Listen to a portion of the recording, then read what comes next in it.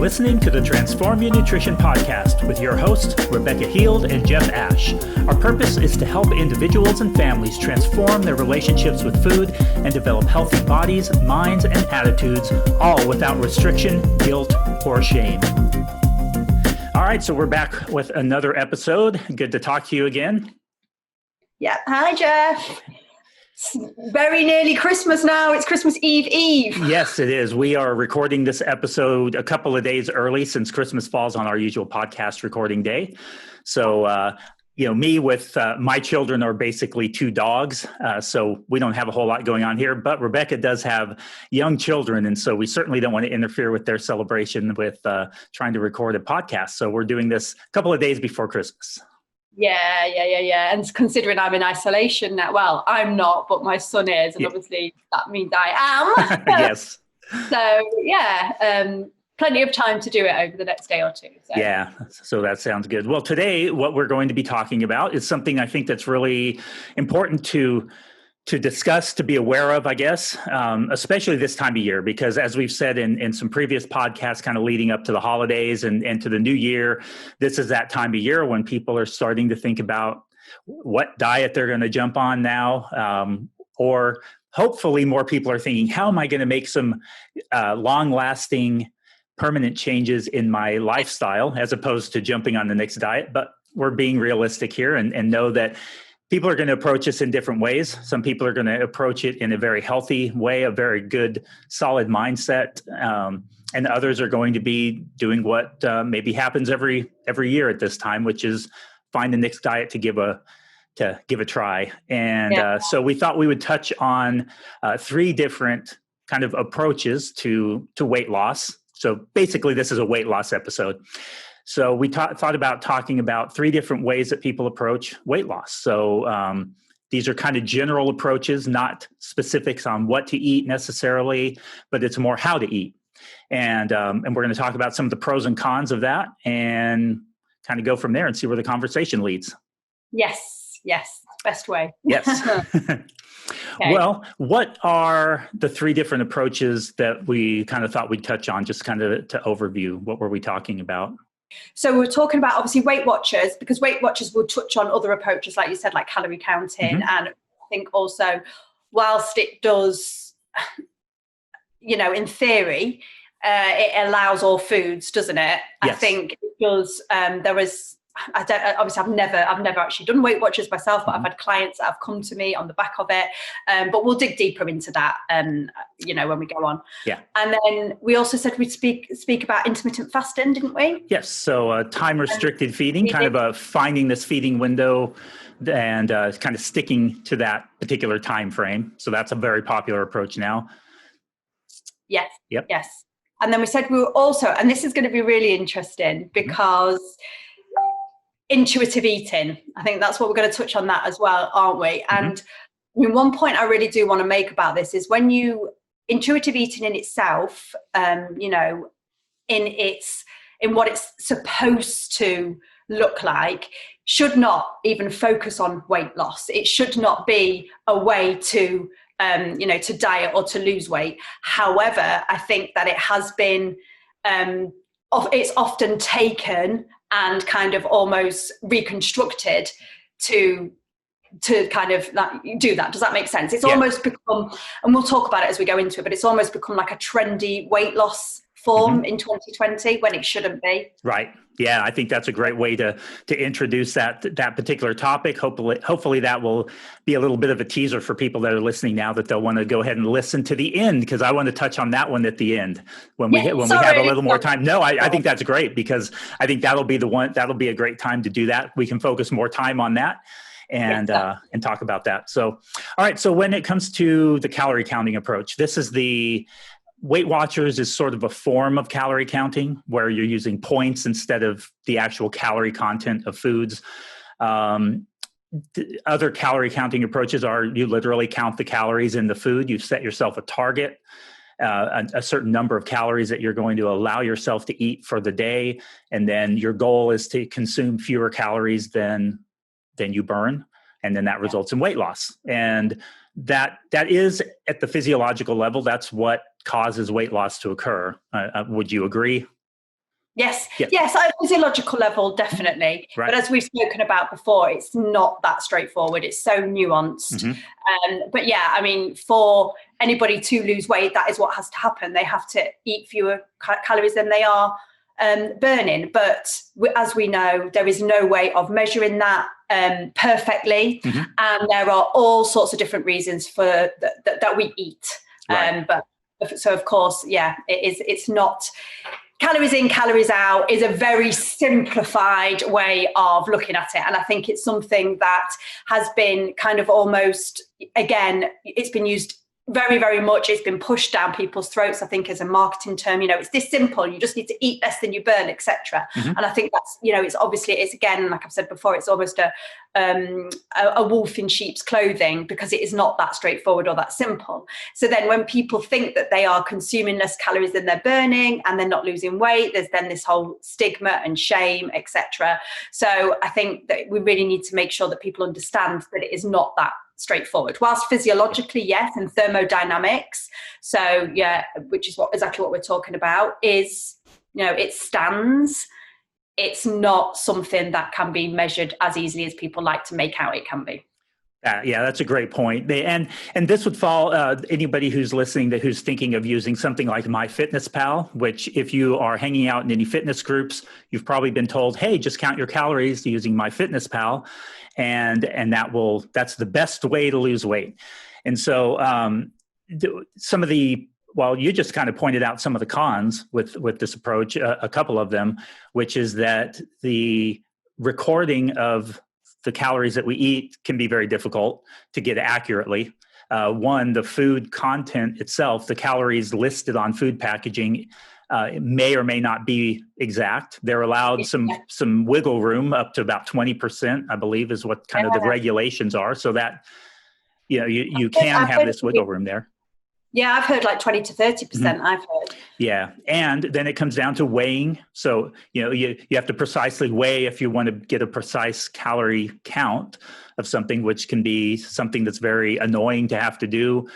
Doesn't fit in with a lot of people and the way that they eat. So in order for it to be the most accurate, you actually have to kind of prepare all your own meals or eat a lot of prepackaged meals in order to be pretty accurate with it. If you eat out a lot, it can be really challenging to come up with an accurate calorie count. And so if you're not recording accurately, then you can't expect the math to work out accurately either. And so that's one of those big drawbacks with that approach. And another huge drawback with these kind of approaches as well is, I had a client recently who said to me she would always opt for a Muller Lite, which, do you have Muller Lights over there in the US? No, but I know what you're talking about. We have other kinds of yogurt that are light. Yeah, Dannon Light is another.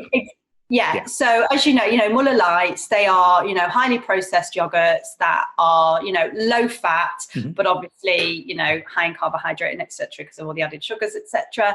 And people then tend to, this particular client would rather go for something like that was pre-packaged and was portion controlled for her than go for something which would have been, much more satisfying, something she actually enjoyed more, which is Greek yogurt, because often Greek yogurt tends to come in larger parts and you have to portion it out, etc. So because she was following Weight Watchers rules, she was choosing higher processed packaged foods, even though she actually preferred the other stuff. And as we also know, and we've spoken about this before, our tastes change. So if we end up eating more processed foods, we will get more used to those tastes and those flavors, which then make going back to healthier, unprocessed items more difficult in the long run. It works vice versa, of course. You can obviously, your taste will change back, but it is just not another barrier in your way when you do decide to start trusting your body and let go of dieting. Yeah, well, that's a good point. I think, and this point would really apply to whatever approach you take, whether it's a calorie counting approach, a time-restricted feeding approach, or even an intuitive eating approach. Understanding how processed foods and these prepackaged foods and these low-fat or low-carb or these things that have been manipulated based on the calorie content or the macronutrient content, they're basically manipulating that in some way to sort of help fit within a particular dietary approach. When you do that, research has shown, and we see it in practice also, that these highly processed foods are much easier to overeat than their minimally processed counterparts. And so, there's a study that came out a couple of years ago that's a very well-known study now that Kevin Hall did, where they did this metabolic ward. They locked people away and they fed them a processed food diet, compared that. So everything was tightly controlled. They could, they were able to measure and weigh everything perfectly. We do have to remember as well, when we're looking at nutritional science, we've got to remember that these studies are controlled and real life isn't like that. But it's still, this was a great study. I know. Yeah. And so what they found is that when they ate the processed stuff, they actually ate, they were allowed to eat as much as they wanted. In both arms, and they found that when they ate a highly processed diet, they ate about 500 calories a day more than when they ate the unprocessed. So it was a great illustration and an example, but confirmed in the lab that these different kinds of diets do have a different impact on our satiety and our hunger and our desire to eat. And so when we think of it in those terms, we can see how while the calorie content is really what matters when it comes to weight loss, the how we're eating and somewhat the content of the food and the types of foods we eat can make it easier to stick to whatever it is, the eating approach that we're trying to follow. Yeah, absolutely. For physical and psychological, emotional things as well.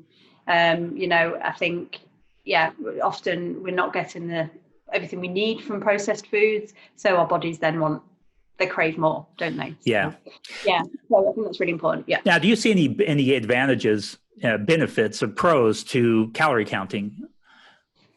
When it comes to calorie counting, I think I do tend to move away from that approach, because for me, I'm not saying, for some people it can be absolutely fine, okay? For people that have got quite a healthy attitude to food and they just want to maybe lose a little bit of weight, or they've got performance goals, or etc., then it can be quite useful. If it's something that people can kind of use as a tool without it overtaking, and if it's something that can actually because sometimes I do find that it can be good for people in the short term, because often people don't actually understand the calories that are in, and it tends to be in overly processed foods as opposed to natural whole foods, but it can be quite an education for people on portion control and what actually the calorie content of certain things are, if that makes sense. Right. So if people are literally using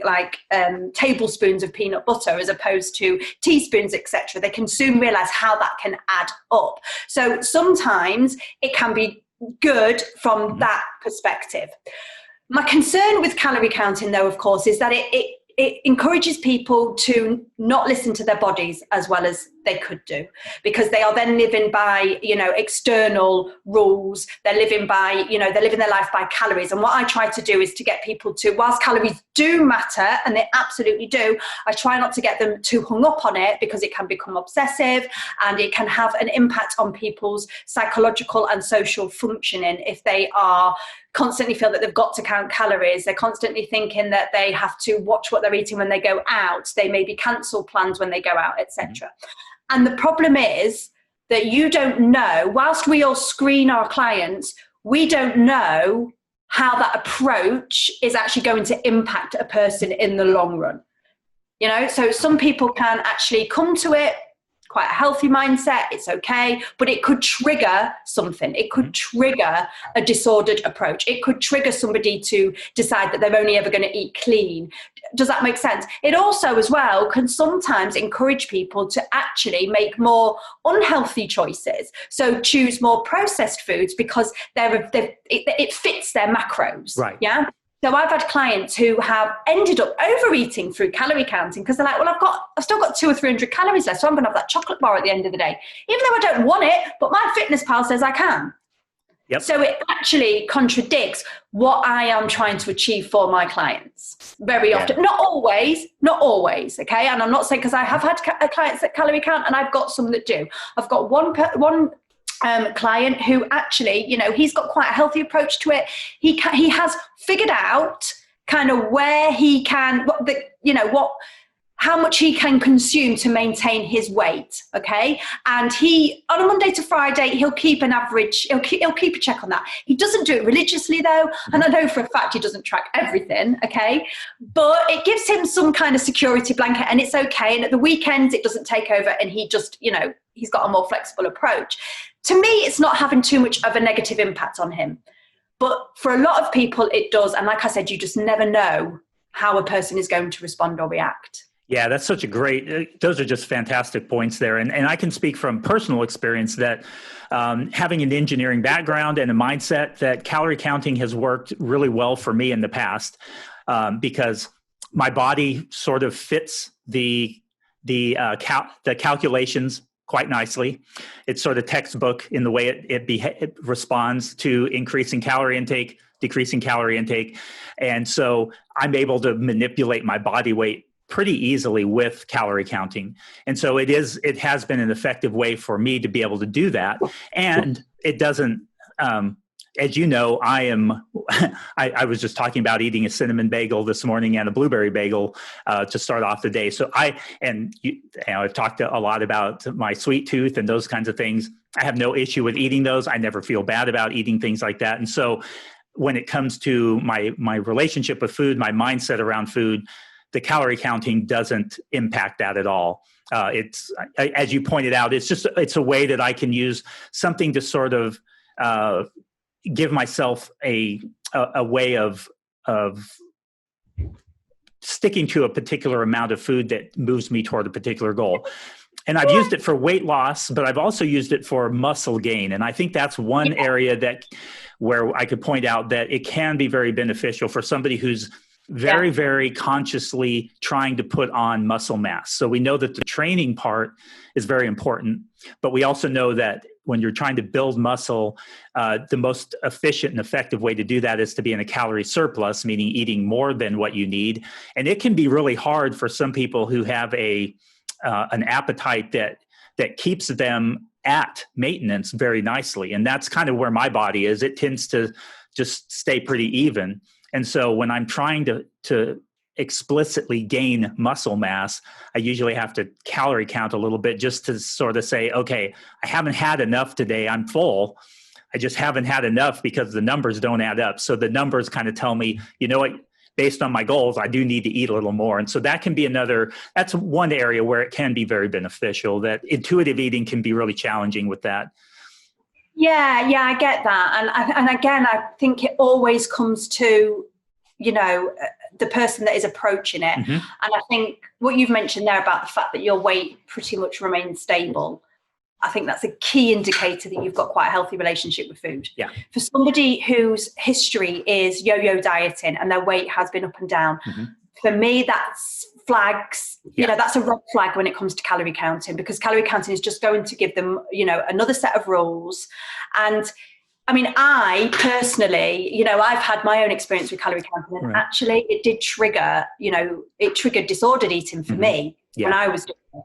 Not straight away. And it took me a long time. And this is the other thing, is that very often people will not recognize that it's actually impacting them mentally, emotionally, and socially, because they think they're in control of the decisions they're making.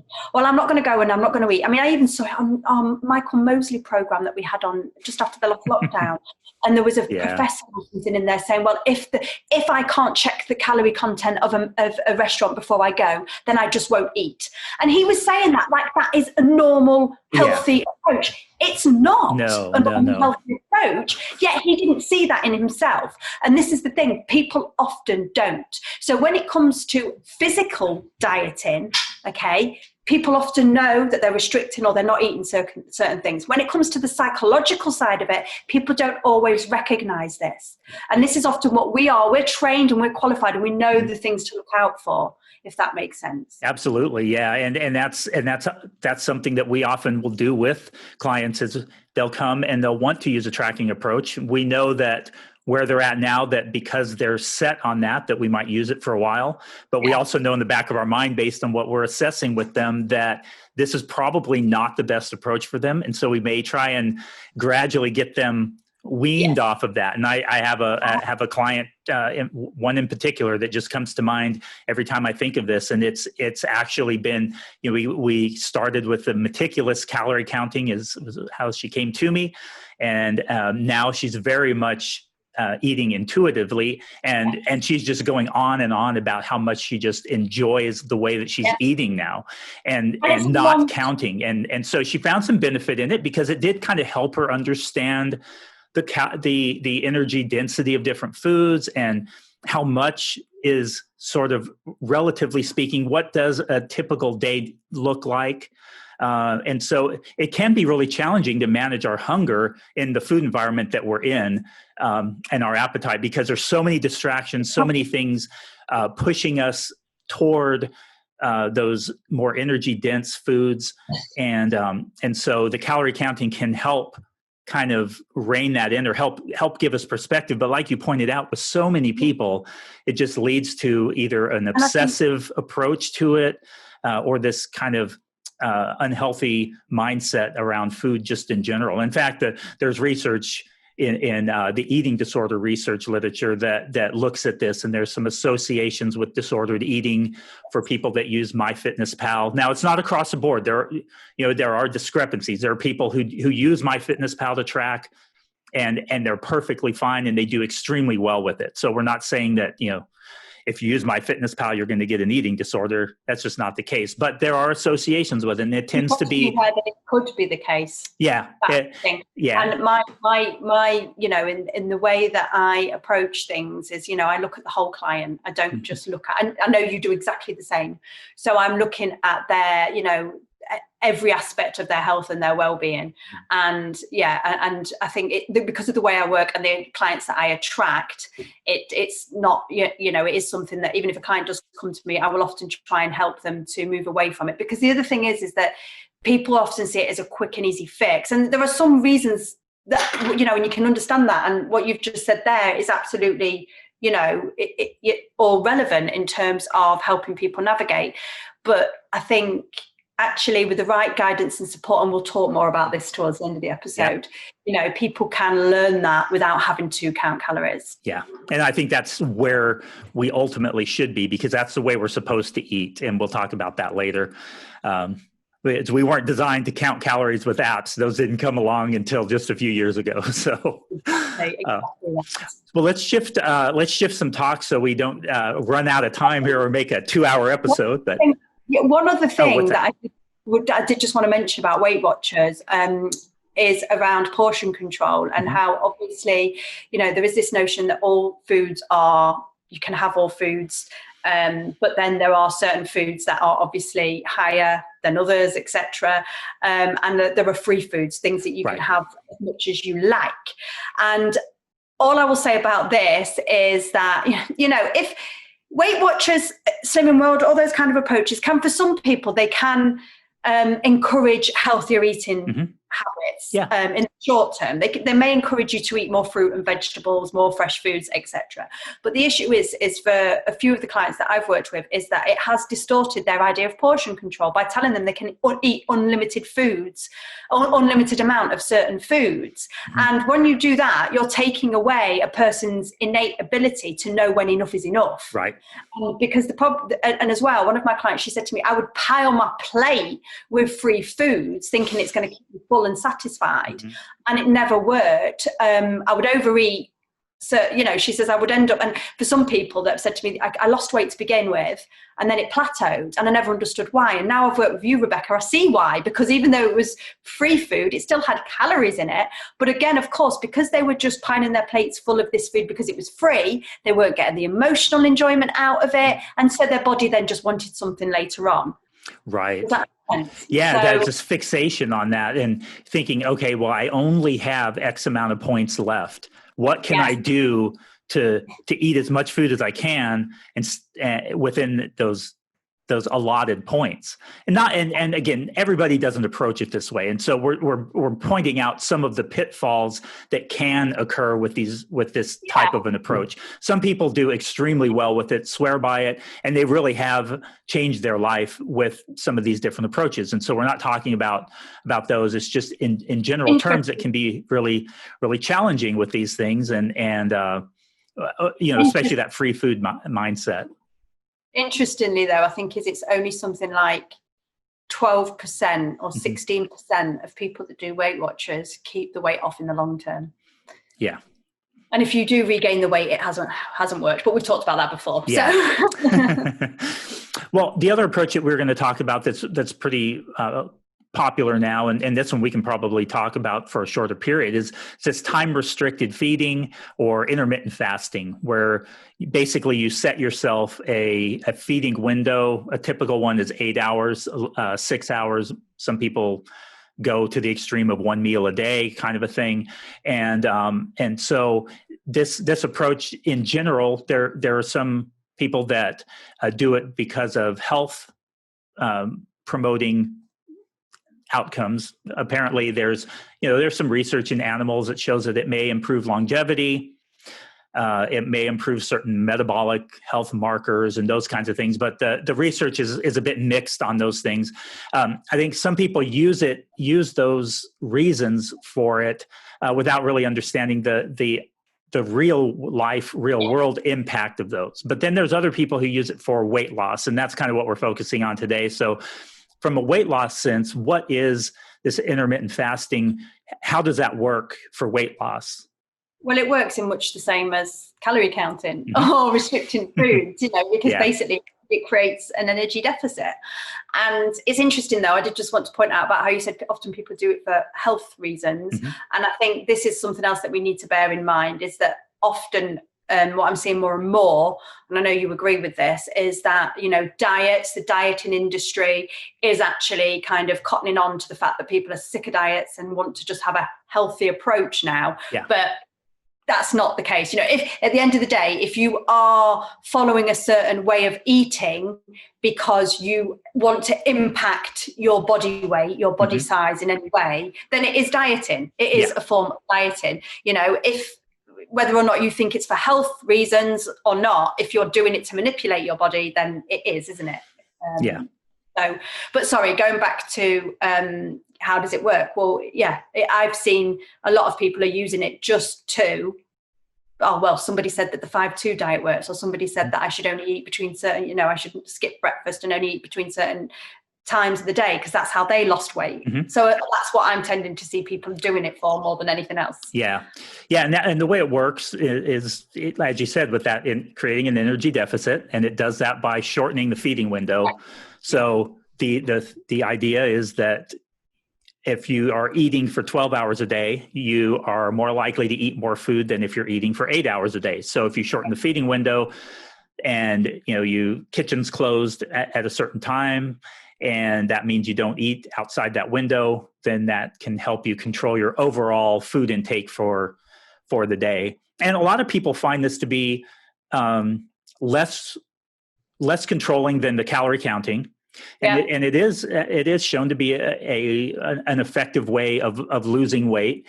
And I've used it myself. Yeah, and it is. And that's the thing, the short term, because it comes back to what kind of a mindset do you develop through the process of using this. I've used it myself, where it's essentially you skip breakfast or you stop later in the day. And even if you're hungry outside that window, you don't feed yourself. And so that's where it can kind of fall apart and can be really challenging, is because you can potentially be running around feeling hungry, which often then shifts your focus onto food. And it can cause you to start overthinking food, thinking about food when you should be thinking about other things. And so it can become a problem. I've been there, I've tried them all. I'll hold my hands up. I did it myself. I tried to do kind of, no eating before lunchtime. And exactly what you just said, it had such an impact on me, you know, on my mood, on my energy levels, on my obsession with food then. And all I could think about was, so because I was literally doing it just as another way of trying to maintain or manage my weight. Yeah. Don't get me wrong, there are some people, because the one thing I always do say to people is when you're finding an approach that suits you, and I spoke about this morning in my live, when you are trying to find a way that approaches you, you do need to think about you need to think about your energy levels and how you need to eat around that. Does that make sense? So if you are somebody that's got a really busy morning, usually you need to make sure that you're probably fueling yourself first thing. Whereas if you're a late riser and you are somebody who's much more active later in the day, then maybe you do need to be having the majority of your food later on in the day. Same as if you exercise. If you go to the gym after work, if gyms are still open where you are, if you go to the gym after work, you need to be making sure that you're having a substantial lunch. I mean, I was speaking to somebody recently who runs in the evening, and he said to me, I'm really lacking in energy. What should I be thinking about? And I'm like, well, I need, that's just a drop in the ocean, isn't it? What's it looking for you right now? And he was eating an okay breakfast, but then he was having like a snacky lunch, and then nothing after he'd ran. And I'm like, well, no wonder. Yeah. You need to think about having something decent for lunch. And then he said, oh, yeah, do you usually get hungry at about 5? But because I'm going running, I just ignore it. And I'm like, well, then you're wondering why you've got no energy. I said, so you need to think about having a decent lunch, a snack before you run, and then a lighter meal at bedtime. So, there is no hard and fast rule, all right? And it all does depend on the individual. And I think if kind of, pushing your feeding back later in the day suits your lifestyle and your energy demands, fine. But if you're doing it and it's having an impact on you negatively, then it's not working and you shouldn't do it. And it will not last in the long run.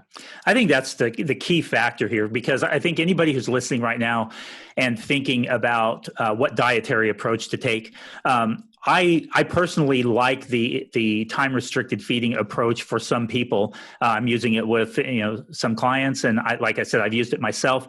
I do like it for some people, some lifestyles, but again, it's how does it fit your lifestyle? If you're disrupting your family, if you're disrupting your own lifestyle by trying to shoehorn everything into this particular eating approach, then it's going to be a problem, especially long term.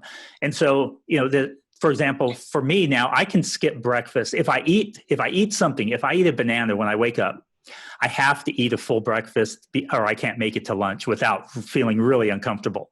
If I don't eat anything, I can actually make it to noon or 1 o'clock in the afternoon without eating anything. And I really don't even feel any of those, that hunger drive.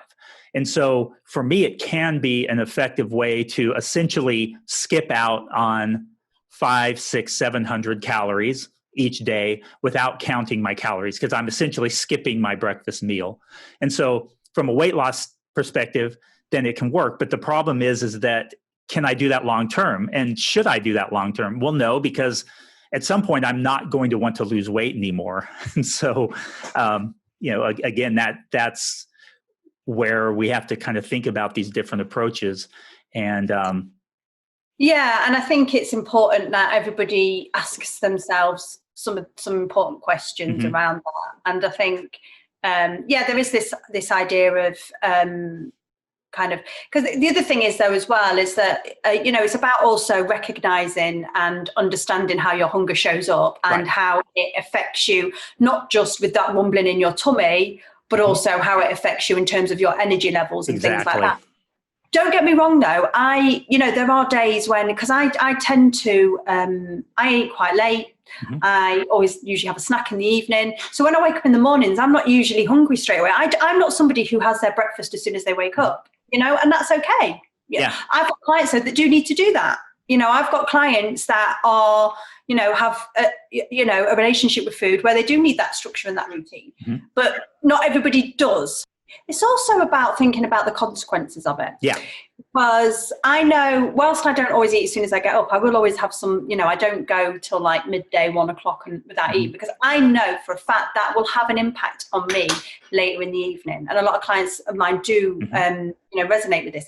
If they don't, I've got a client recently who actually we have got her back into the habit of eating breakfast because the other thing is that your body will adapt. Okay. Yeah. It doesn't always mean it can maladapt. Okay. It doesn't always mean it's adapting for the right reasons or for reasons that are good for you, for your health in the long run. But for this particular client, she'd almost trained herself not to have breakfast, but she realized through working with me that actually by doing that, she was overeating in the evenings, okay, because she was ignoring her hunger signals. And then in the evenings, she was just getting too far gone and her biological hunger would kick in. And because, of course, if she was skipping a meal, she was never making up for it through lunch, etc.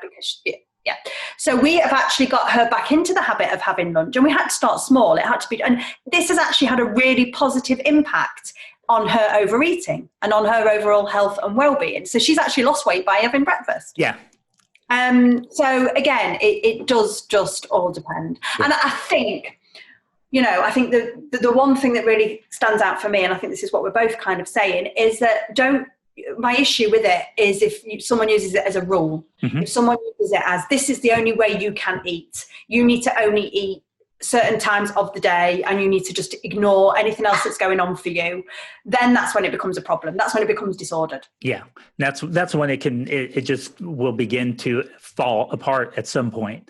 And I'm always seeing people talking about how I need to get back. I see this essentially the same quote many, many times in a lot of fitness groups.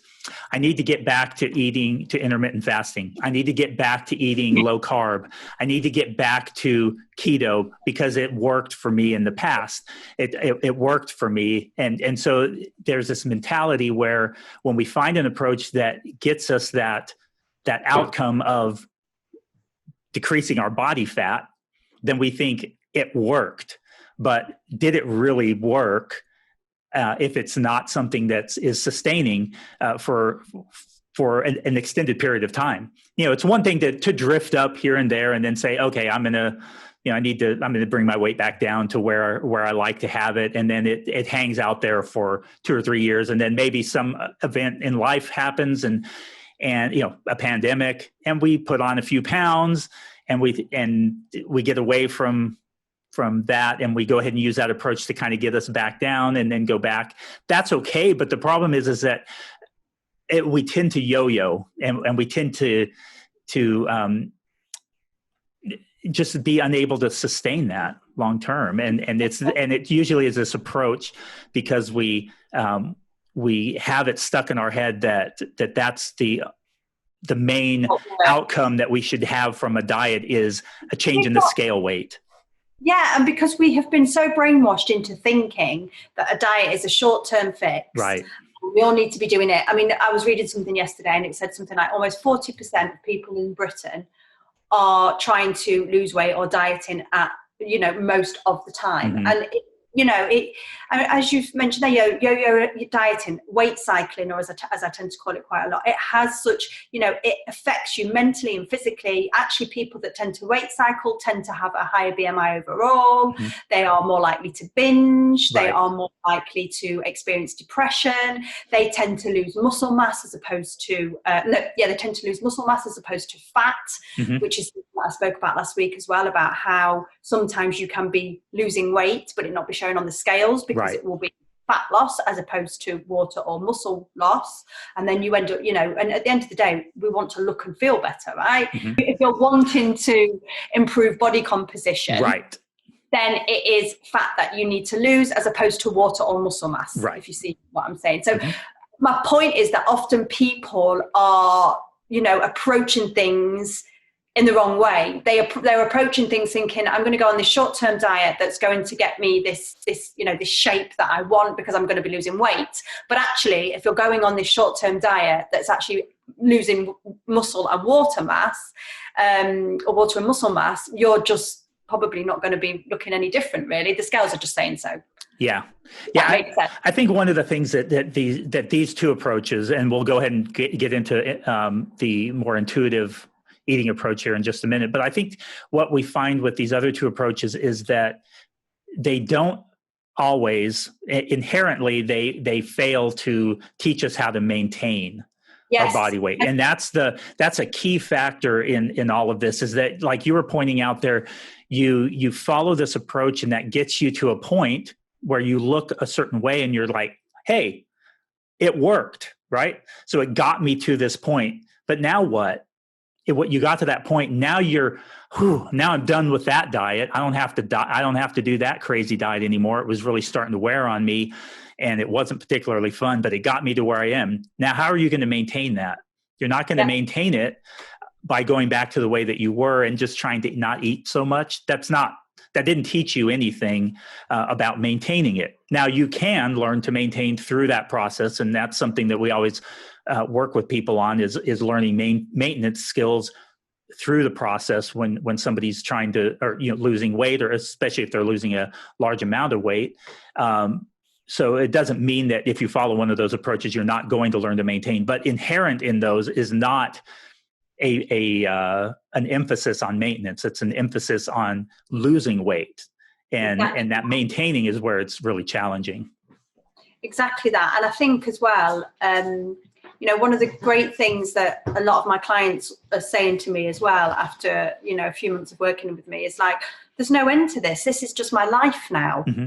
This is just how I approach things. Yeah. I don't have to go on another diet. I don't have to. And that's when they're like, I can do this. Thanks, Becky. Thanks for setting me up now for life.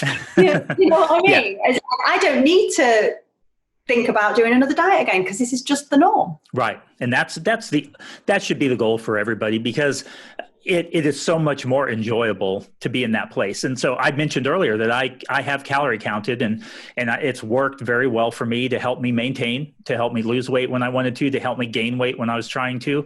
But I have to say that I tracked for about 4-year period there. It didn't really disrupt my life. It was perfectly fine, but I haven't been tracking for about 2 years now at all. And it is a much more enjoyable place to be. Where I don't have to worry about logging my food. And at first, while I was doing it, I really didn't think it was that big of a deal. But when I stopped and I look back, I'm thinking, that really was a whole extra thing that I had to think about.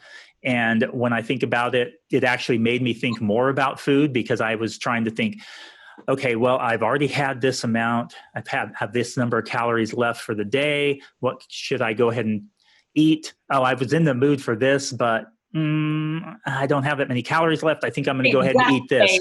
And so you don't eat the kinds of food you enjoy. And then now what I do is some days I skip breakfast because I'm not hungry. And usually that's because the night before I had pizza or something like that. Had pizza the night before. I'm listening to my hunger the next day. And because I had that big dose of calories there and energy, I don't need it yet. And so I'm just waiting. I might skip that meal and say, you know what, I'm not hungry at this meal. And this happened to me yesterday. I hadn't eaten lunch yet.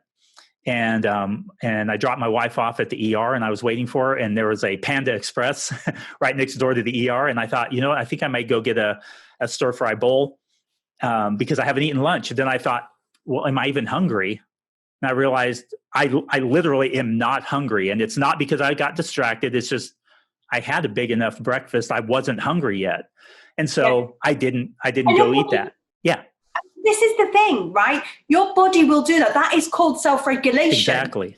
And that your body will do that when you allow it to. Mm-hmm. But when you're, living by rules or external, cues, it takes all of that away, doesn't it? Yeah. And I think that's a great segue now into talking about the intuitive eating.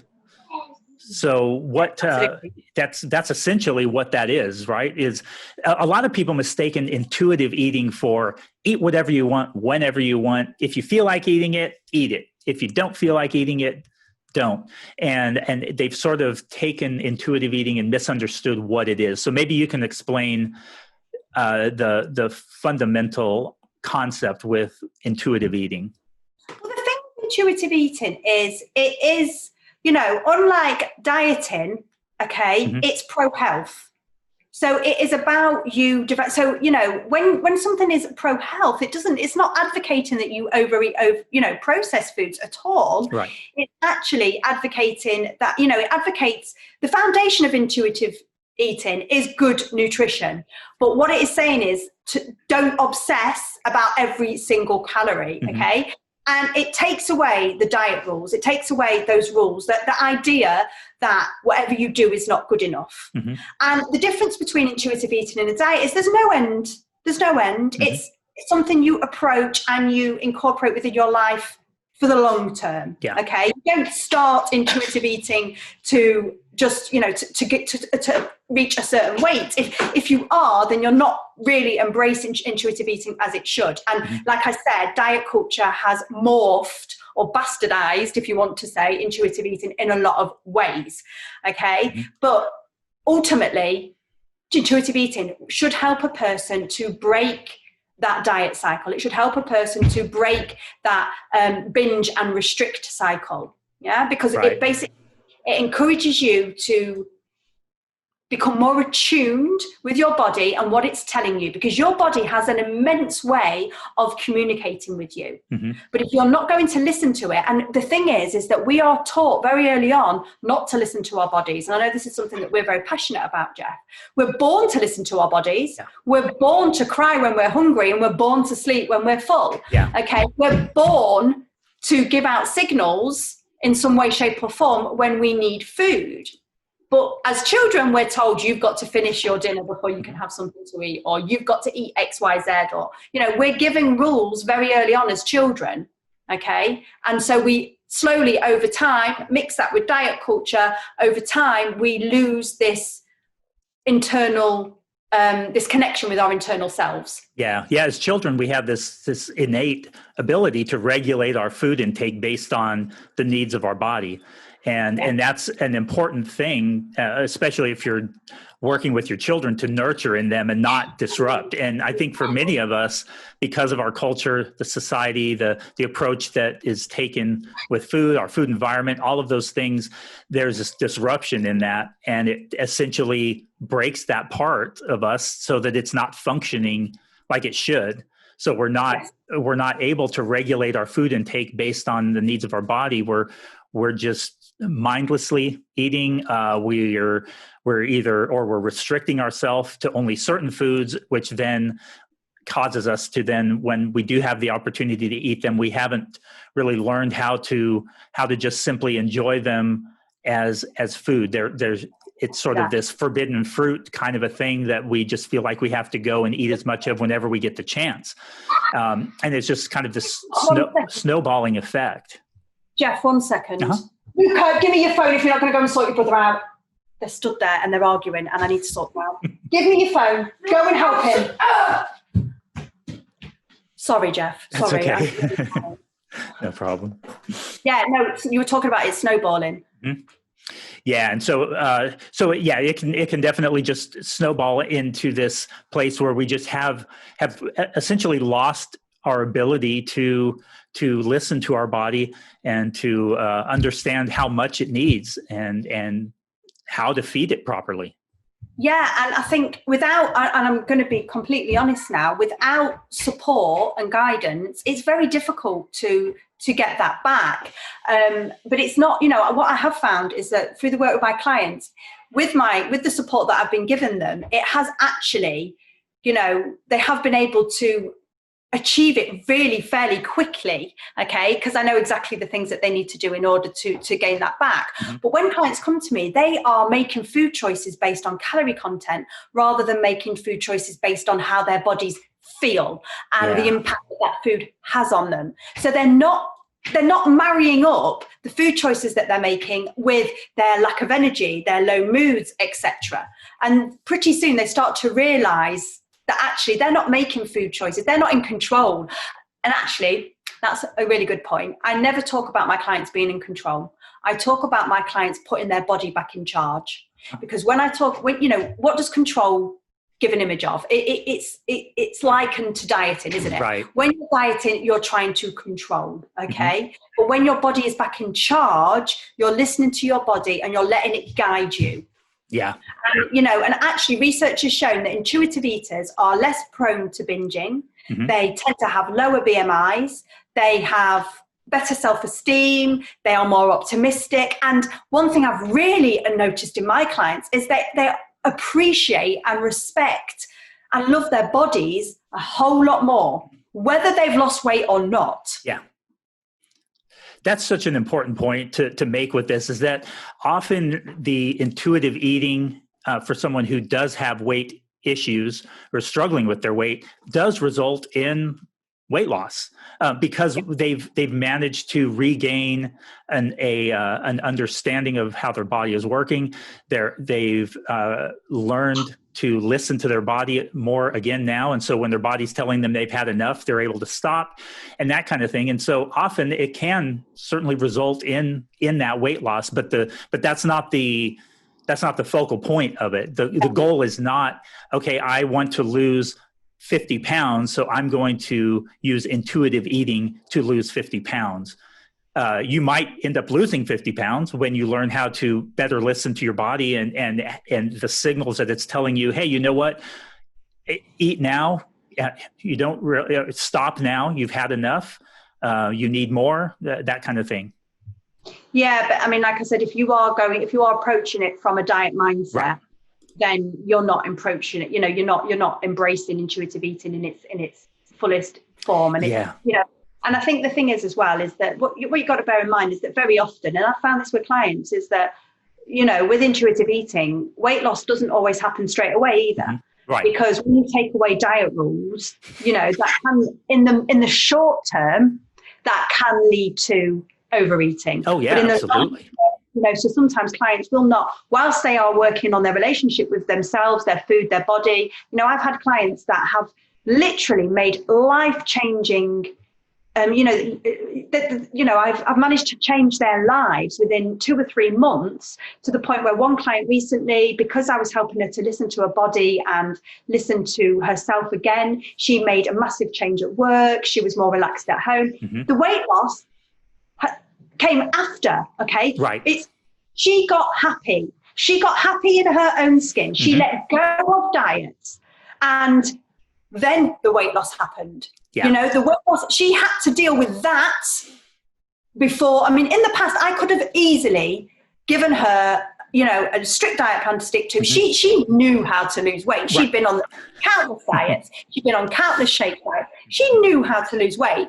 But she also knew she didn't know how to keep it off or to be happy. So by taking an intuitive approach, by letting her listen to her body again, by her, working on self-compassion, by working on her self-esteem, and then when she was in a better place, she wasn't reaching for food emotionally. She wasn't overeating things. She was she says to me, I eat healthier now than I ever have, because and I never thought for 1 minute. My clients freak out. They say, if you're telling me I'm not going to diet, I know I'm going to gain weight, or I know I'm going to make all the wrong choices. Doesn't happen. Has never happened. Okay. Yeah. And those are such important points, because when somebody has their weight spike or go in a direction that's significantly more above kind of their natural, the way that their body, all of us are kind of inherently designed to have a little bit different distribution of body fat, amount of muscle mass, just different size bodies. We're not all supposed to be the same amount of weight based on our height. We're all going to differ, but sometimes that weight drastically spikes out of control. And the problem is that we often think that it's because we look at the problem as overeating, which at a physiological level, yes, it is. But underneath that, there's some other thing that caused us to eat in such a way that where we lost that intuitive sense, that intuitive way of eating. There's always something at a root cause. So with kids, it's often there's pressure, there's they're being forced to eat a certain amount or to not eat a certain amount. There's pressure on from the parents on trying to help, make them control their body weight because they're afraid they're going to get fat because the parent is fat and they're afraid their child is, and so they're restricting them. Or there's no structure. Children do need exactly no structure. There's always something that disrupts this feeding relationship, this feeding pattern that then results in being overweight. We often address the weight issue by saying, okay, we need to eat less. And we completely ignore, or we just sort of somewhat minimize the fact that, what, this isn't, the problem isn't that you ate too much. The problem is that it's how you eat, I guess. Yeah, it's how you've been eating. It's not what you eat. And I flip it on the head. With my clients, we look at how they are eating before we look at what they are eating. And that almost seems counterintuitive. Like some of my clients say, with the way that they call me a witch. One client was like, I don't know what you've done, but you've completely changed my mindset. You're like a witch. Yeah. And it's like, oh, it's revolutionary. It's not. I really am just taking you back to the basics, and I'm showing you how to eat, because that, to be quite honest with you, like you said yourself, is more important than what you eat. Because when you crack how you're eating, what you eat becomes second nature. Yeah. And trust me, when you are listening to your body, it wants to be fed with healthy food as well. Yeah. Of course it does want that chocolate, those crisps, that cake, of course. And every healthy, balanced diet includes some of that. But for the most part, your body wants to feel good and process. And this is what I teach my clients. I teach my clients to listen to how their bodies feel, to listen to what impact the fruit and the vegetables and the fiber are having on them versus the impact of overeating on processed foods. Because if you overeat processed foods, you're going to feel crappy. Yeah. Okay. And that, of course, then exasperates the diet cycle, because you restrict it, you overeat it, you feel crap. So then you feel you've got to restrict it, you overeat it, you feel crap. So it is a constant cycle. So, it's, I could talk about it. Yeah. But I think letting go of diets does take work. It really, really, really does. And if it was something, and I know, who wants to keep, the problem with dieting is it's almost it's a paradigm, isn't it? It's like everybody now, it's almost like when we all believed the world was flat. Right. Okay? All believe now that the only way to lose weight is to diet. But actually, if you have been dieting in the past, if your weight has, crept up, if you're not where you're supposed to be naturally, the chances are it's because of dieting. Because research has shown that people that have a healthy relationship with their food and their body actually tend to maintain their weight over their lifespan within I think something like 8 to 10 pounds or something like that. I think research has shown that they do. People often say, oh, as I get older, you just gain weight. It's inevitable. No, it's not. There are things that happen, but if you're listening to your body, if you're looking after your body, if you're getting all of the other things in place as well, so sleep, self-care, etc., they are a massive part of intuitive eating as well. Yeah. So I look at the whole picture. I look at because intuitive eating means self-care as well. Yeah, one of the things I love with intuitive eating in general, and I'm not an intuitive eating expert by any means, and so it's definitely an area that I'm certainly learning about more and more all the time. But one of the things I love with it is the approach where you are addressing root issues. You're not addressing the body fat level of the person. You're not saying, okay, you have too much body fat, we're going to do something to reduce that. You're saying, okay, clearly you have, let's say someone has too much body fat. How did we get there? What is it that's occurred in our life, whether that was from our childhood, whether it was a traumatic experience? Obviously, we're not equipped to do psychotherapy or anything like that. But when people sometimes they recognize trauma often comes up, and again, sometimes it's just people need to understand and recognize how that trauma has impacted their eating. Right. Yeah. And often they can they realize that, oh, you know what, that's where, when that event occurred, that's where things started getting out of control. And as nutritionists, I think it is our role to help them develop that awareness. Oh yeah, exactly. It really does. It comes down to that awareness or understanding how were you fed as a child? How were you fed as a teenager? How do you feed yourself now? And all of those different things. When we look at the root of of things, then we can start to address it. And it's just like with anything, what behavior issues in children, you address the root issue. Yeah, you can discipline them, you can beat them into submission, but that doesn't result in a true lifetime change. And the same is true with dieting. Dieting is almost very much like beating yourself into submission, rather than finding out what the root cause is, work on that, try and change that. And then as that changes, the other stuff just sort of falls into place. I think, and I think what you've kind of alluded to there is what the intuitive eating approach calls kind of authentic health. Mm-hmm. Okay, so what intuitive eating does is it integrates all of that, so all of your experiences, all of alongside solid evidence-based nutritional guidelines. Mm-hmm. But all of that kind of comes after, it's about dealing with all of that, because at the end of the day, most people know what they should be eating. They know what to focus on. Right.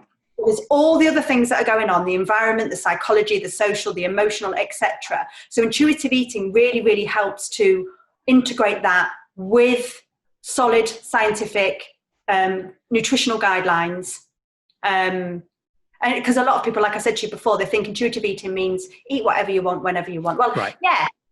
And do you know what I mean?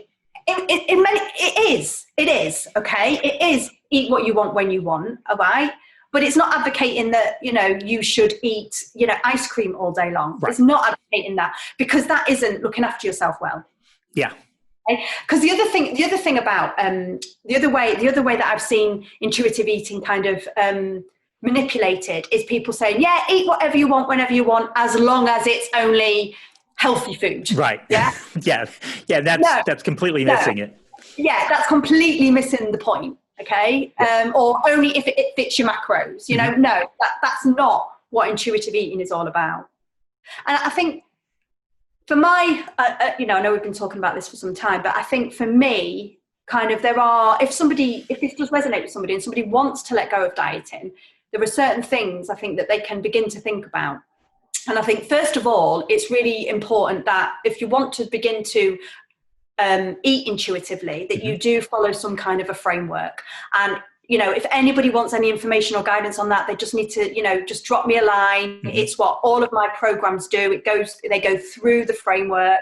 My workshops do that. And a lot of my social media content, etc. It's not structured. My social media content isn't structured. My programs are, but it's important that you follow a framework, or just look up, intuitive eating, of course.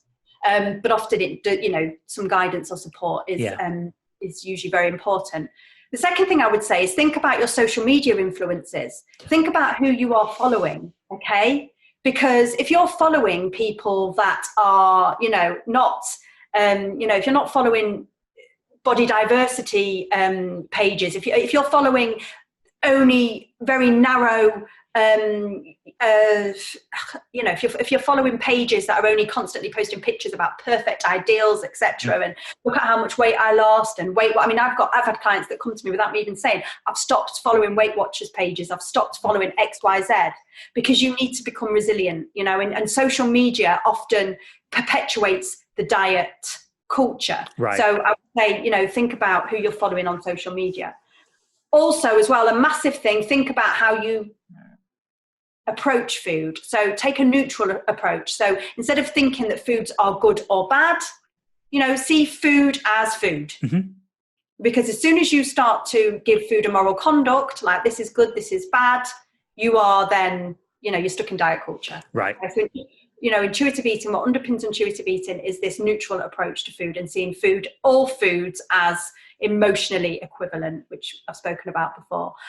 And the other thing, sorry, I'm going on a little bit, but the other thing I would say to people is what I've said to you before, is notice your hunger beyond just the rumblings. Notice how hunger makes you feel, makes you feel maybe low, or makes your energy dips, or leads you to lose concentration, or, maybe it gives you headaches. Just notice how hunger presents itself beyond just the rumble in the tummy, because that can really help with the interoceptive awareness, which is when you're really in tune with what's going on with your body. But one last point on that, Jeff, is another pitfall I've noticed with intuitive eating is falling into this trap of seeing it as a hunger and fullness diet. Because in intuitive eating, we do use, and I do use, a hunger and fullness scale. Right. So I ask people to scale their hunger at various points throughout the day so they can begin to recognize, when they should be eating and when they've had enough. But a lot of people use this, again, as another form of dieting. Yeah. It's not. And, intuitive eating is much more than that. Right. And that's an important point to make with it. And I think that's something that often when I talk about intuitive eating, I sometimes fail to point that out. And I find it very easy to focus on the hunger and appetite aspect of it, because that's one piece. It's honoring your hunger. Rejecting the diet mentality is one of the key cornerstones of intuitive eating. But honoring your hunger is another one. Yes. And but 10 principles, and they're just two of them. Right. But you have the things like making peace with food and giving yourself unconditional permission to eat.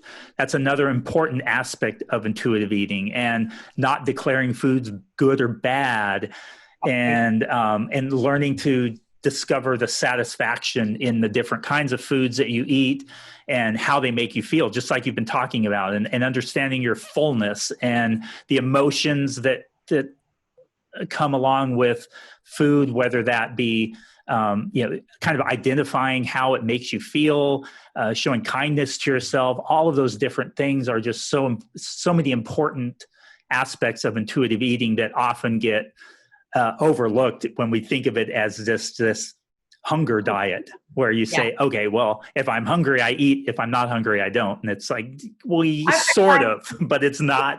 That's way oversimplifying it. Yeah, I usually save that. I don't usually talk about that straight away with clients, because they will, usually when clients come to me, they've been in a very vicious cycle with dieting, and they will latch on to any rule they can, which is why, again, I don't give them a structured diet plan, because they will just latch on to it. So it's about doing that. What, Becky, you're not going to tell me exactly what to eat and when? No, hey, isn't that radical? Right. But obviously the results speak for themselves. But I think, and what you said there about kindness and self-compassion just runs all the way through it. Yeah. And hey, you know what? Regardless of what approach that you decide to take, anybody who's listening now, if you decide that you want to try calorie counting or Weight Watchers, if you decide you want to try intermittent fasting, if you are going to take an intuitive eating approach, one of the major things you've got to do is start showing yourself kindness, quit beating yourself up, quit feeling bad when you eat a food that is fun and enjoyable. Quit feeling bad about yourself when the scale doesn't change. If you're still, if you've decided that you're going to focus on weight loss, that's fine. That's your decision. But quit beating yourself up over it. That is something that is so common. And I like you were pointing out with the social media influences, that can be such a powerful thing to do, is to try and get rid of those before and after things where you're seeing another person before and after, and you're like, okay, I look like the before, I want to look like the after. And then when you don't look like the after in the amount of time that you think you should, then you start beating yourself up. You start feeling like a failure. And then you often just throw the diet out the window when really you may have been actually moving in the right direction, a few tweaks, and you could have been developing, you may have already started developing some wonderful healthy habits, and that derails you because you saw someone else doing better than you. And now you're beating yourself up, feeling bad. The same with the scales.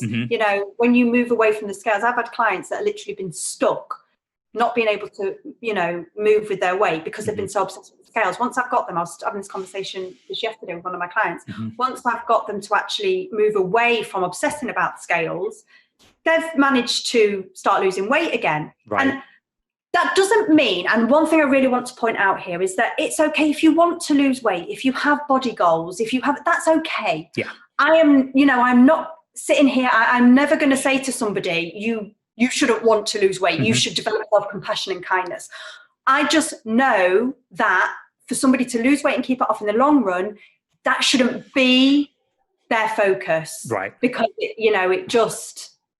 it's about, once you are, and I've written about this on my website about self-compassion and kindness.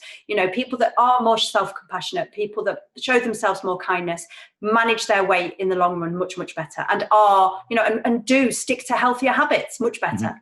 Yeah. Yeah, I think that's a great way to just wrap up this episode. I think we've had a good talk here. We've touched on some different approaches, and hopefully that gives our listeners some different things to at least consider, because I know some people are dead set on one approach or another. That's fine. But hopefully you're at least aware that of some of the pitfalls. You're also aware of maybe some of the pros and of the different approaches, and just be aware of how it's impacting you, especially if you're finding that it's disrupting your family life. If you find that your children are talking about mommy or daddy on the diet, if they are starting to poke their belly and say, "Oh, should I go on a diet too?" Those kinds of things. If it's disrupting your social life, just bear in mind with that as well. Just bear in mind that even if you don't talk like that around your children, they probably are going to pick up on it. Yeah. Because I've had my son who will come to me and go, "Oh, my legs are fat," and I'm like, "I never talk like that in my house," but he hears it at school. Yep. Okay, you've got to remember that people will pick up on that and the outside world, but as long as what you're modeling in the home environment will hopefully override that and help them to become resilient. I don't jump on it when my kids say stuff like that, but I will ask them, "Oh, what do you mean by that? What does that mean?" Just in questioning, it's great. Yeah, but that whole idea of awareness is such an important thing, and it's such a powerful thing. If we're simply aware, and I think that's a great way to leave off this discussion today. So, if you have any questions, if you're interested in working with Rebecca with some of those approaches that she was talking about there, she has another webinar. If you're listening to this soon after it comes out, you have another webinar in January, I guess, where you're going to be talking about some of this stuff. Yes. I will be talking about how to, listen to how foods make you feel, etc. It's called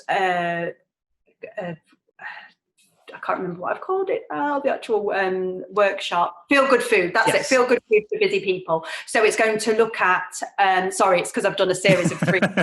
Yes. The last one is Feel Good Food for Busy People, and it will look at, how foods make you feel. But I will be looking at the actual, more of the, I'll be looking at nutritional guidelines as well in this one, as well as just looking at kind of all the other stuff, which I've done but people can sign up if people want to attend my 3rd workshop, but want the recordings of the first 2, which really do go through some of the principles around intuitive eating that we've just mentioned.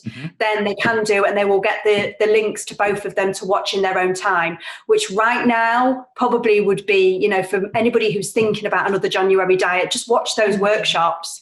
And hopefully they'll give you a new perspective. And then come January, I'm going to give you another way of doing things. Yeah, that's fantastic. And you can find all the information to get a hold of Rebecca in the show notes here.